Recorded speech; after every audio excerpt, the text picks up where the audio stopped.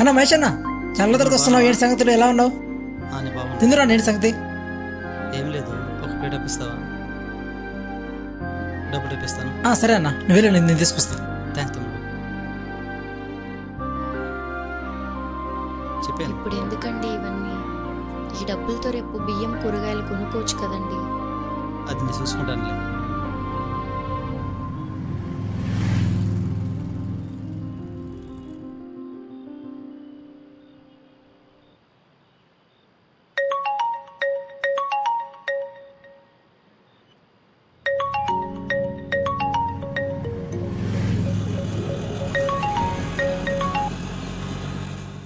పాపం చేసుకున్నాను, ప్రశాంతంగా తిండికో తినలేకపోతున్నాను.